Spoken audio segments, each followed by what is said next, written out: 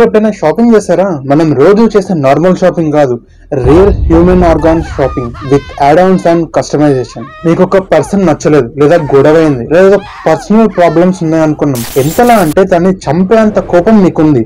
అలాంటప్పుడు మీరు dark net ని యాక్సెస్ చేసి హిట్ మ్యాన్ ని హైర్ చేసుకొని వాళ్ళని చంపించి లేదా వాళ్ళని కిడ్నాప్ చేయించి ఒక లైవ్ లో కానివ్వండి, వీడియో కాల్ లో కానివ్వండి, మీకు నచ్చినట్టు ఆ వ్యక్తిని టార్చర్ చేసి బ్రతికుండంగానే ఆర్గన్స్ ని బయటకి తీసి మీకు కావాలంటే వాటిని మీ హోమ్ డెలివరీ కూడా చేయించుకోవచ్చు.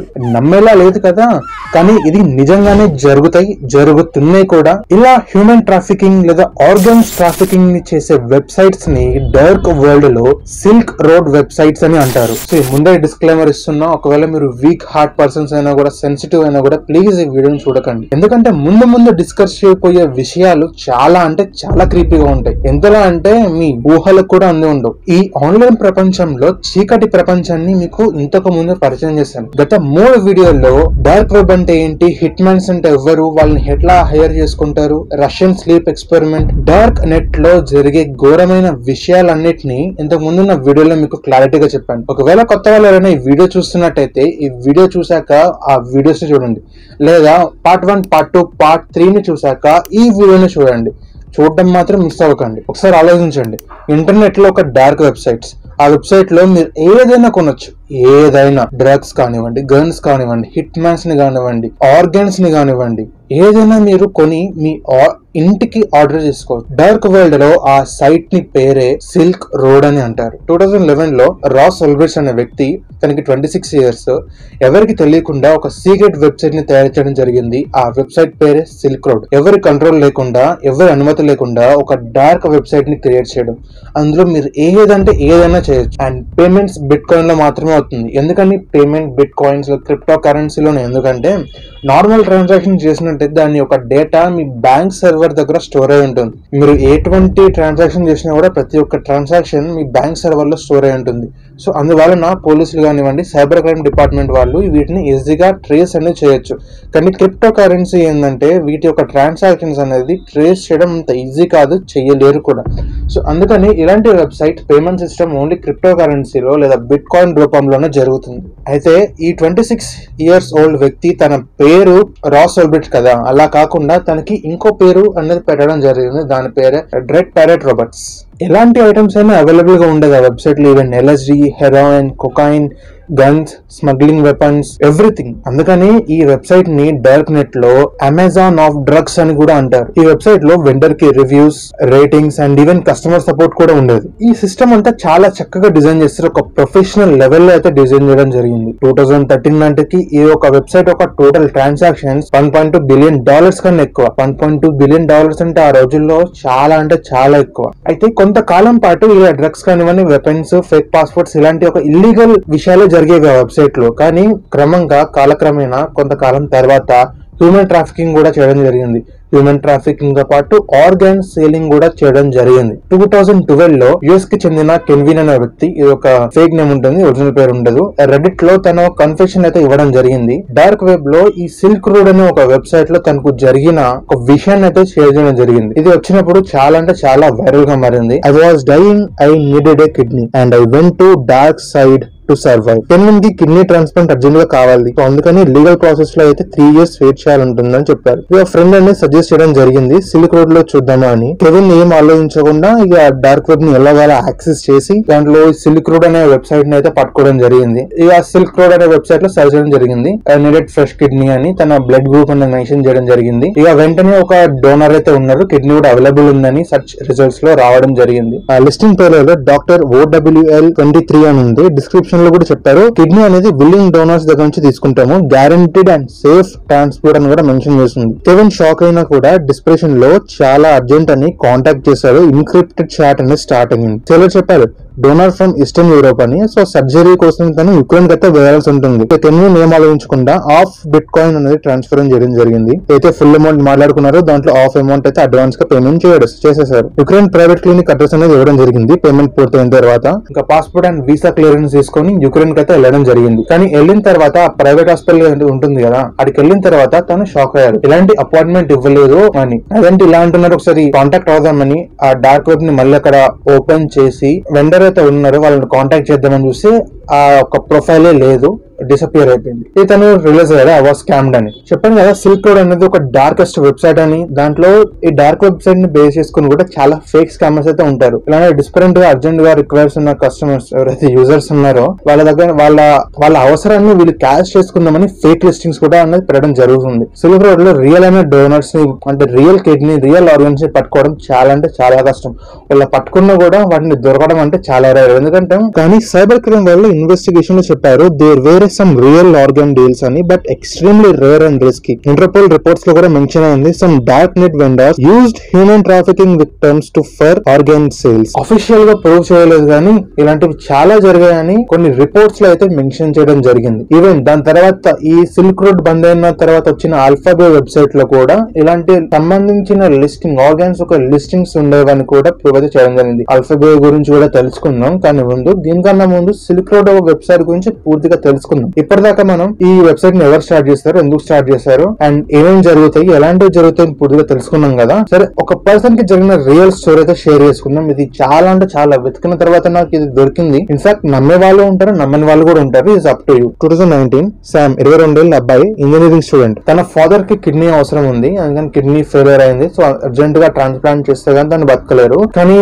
లీగల్ ప్రొసీడింగ్స్ లో వెళ్తే వెయిటింగ్ పీరియడ్ వచ్చేసి 2 years ప్లస్ ఉంది. ఎందుకంటే డోనర్స్ దొరకడం అంత ఈజీ కాదు కదా. ఏం చేయాలో అర్థం కాక శామ్ డిస్పరెంట్ గా ఉన్నారు. అలాంటి టైంలో ఒక రిలేటివ్స్ కానివ్వండి, వాళ్ళ ఫ్రెండ్స్ అనేది సజెస్ట్ చేయడం జరిగింది, డార్క్ వెబ్ లో ట్రై చేయొచ్చు కదా అని. 2-3 days కూర్చొని డార్క్ వెబ్ థాట్ బ్రౌజర్ ని ఇన్స్టాల్ చేసి డార్క్ వెబ్ ని యాక్సెస్ చేయడం నేర్చుకుని ఎలాగోలా ఒక సిల్క్ రోడ్ వెబ్సైట్ లోకి ఎంటర్ అవ్వడం జరిగింది. కానీ అది silk road clone website, real website కాదు. సో ఎలాగోలా మొత్తంకి యాక్సెస్ చేసి వెతకడం జరిగింది. అండ్ కిడ్నీ ట్రాన్స్ప్లాంట్ 35 lakhs లో అవైలబుల్ ఉంది, బిట్ కాయిన్ రూపంలో పేమెంట్ తీసుకుంటామని మెన్షన్ చేశారు. ఈ అనానమస్ సెల్లర్ రివ్యూస్ కూడా చాలా పాజిటివ్ గా ఉన్నాయి. సో అందుకని మనోడు ఏం ఆలోచించకుండా పేమెంట్ అనేది కంప్లీట్ చేశాడు. నెక్స్ట్ 5 days లో తన ఇంటికి, తన ఫ్లాట్ కి కొరియర్ వచ్చింది. బాక్స్ లో డ్రై ఐస్ తో పాటు ఫ్రెష్ ఆర్గాన్ కంటైనర్ అయితే ఉంది. అక్కడ ట్విస్ట్ ఏంటంటే కొరియర్ ని ఇన్స్పెక్ట్ చేసిన వాళ్ళు సైబర్ క్రైమ్ వాళ్ళు. ఇలా ఆర్గాన్ ట్రాఫికింగ్ జరుగుతుందని తెలిసి 6 months నుంచి ట్రాక్ చేస్తున్నారు. మనోడు టైం కి దొరికిపోయాడు. ఆ తర్వాత సైబర్ క్రైమ్ అనేది ఇతన్ని అరెస్ట్ చేయడం జరిగింది. తన ఇంటెన్షన్స్ గుడ్ అయినా కూడా మెథడ్ ఇల్లీగల్ కాబట్టి తనకి 3 years అనేది జైల్ సెంటెన్స్ అయితే పడింది. బెయిల్ కూడా రాలేదు. ఇక్కడ తిన్న విషయంలో జరిగింది అదొక క్లోన్ వెబ్సైట్ కాబట్టి అంత ఈజీగా ట్రాక్ చేసి పోలీస్ వాళ్ళు, సైబర్ క్రైమ్ వాళ్ళు తన ఇంటి దాకా వచ్చి అరెస్ట్ చేయడం జరిగింది. నార్మల్ గా అయితే అంత ఈజీ కాదు వీటిని ట్రాక్ చేయడం.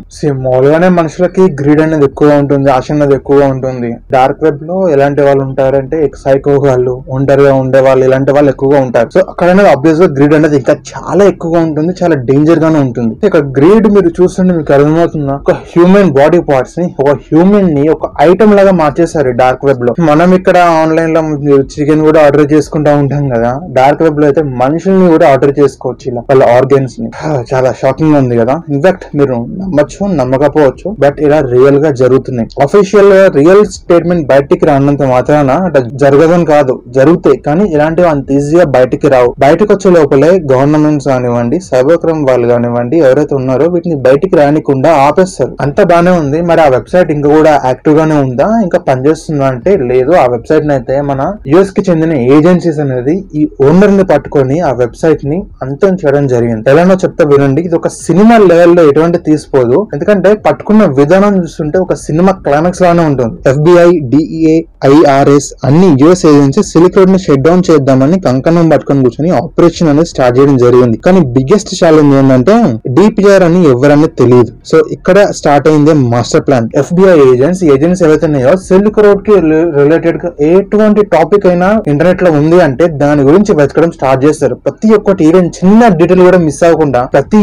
ఒక్కటి వెతికి పట్టుకోవడం జరిగింది. అలా వెతికే క్రమంలో మన హీరో ఉంటాడు కదా, హీరో చేసిన ఫస్ట్ మిస్టేక్ ఏంటంటే గత కాలంలో తను పెట్టిన ట్వీట్స్ తను పెట్టిన పోస్టర్లో సిల్క్ రోడ్ ని మెన్షన్ చేస్తూ ఒక ఈమెయిల్ అడ్రస్ అయితే పెట్టడం జరిగింది. ఇది మనోడు చేసిన ఫస్ట్ మిస్టేక్. నెక్స్ట్ వచ్చేసి IP ట్రాకింగ్. మనోడు చేసిన సెకండ్ మిస్టేక్ దొరికిందంటే తెలుసో తెలియక తను VPN వాడకుండా ఎటువంటి ప్రికాషన్స్ తీసుకోకుండా 1 or 2 లాగిన్స్ అనేది చేశాడు అనమాట. సో అందువల్ల ఆ 2 లాగిన్స్ ఒక డేటాని పట్టుకొని ఎక్కడి నుంచి జరిగిందో ట్రేస్ అనేది చేయడం జరిగింది. లొకేషన్ శాన్ ఫ్రాన్సిస్కో లో కన్ఫర్మ్ అయింది. ఆ తర్వాత సర్వేలెన్స్ పార్ట్ అనేది స్టార్ట్ చేయడం జరిగింది. రోజ్ ని ఫిజికల్ గా ట్రాక్ చేయడం స్టార్ట్ చేశారు. Apartment camera, cyber cafe logs కానివ్వండి, IP traffic analysis, behaviour pattern tracking, ప్రతి ఒక్క పాసిబిలిటీస్ ని ట్రాక్ చేసి మనోడి లొకేషన్ కన్ఫర్మ్ చేసుకున్నారు. ఈ చేసే క్రమంలో ఇంకా వేరే ఆఫీసర్స్ ఉంటారు కదా, అందులో కొంతమంది ఆఫీసర్స్ ఈ సిల్క్ రోడ్ లో వెండర్స్ గా అంటే సేలర్స్ గాను బయర్స్ గాను లాగిన్ అకౌంట్స్ క్రియేట్ చేసుకొని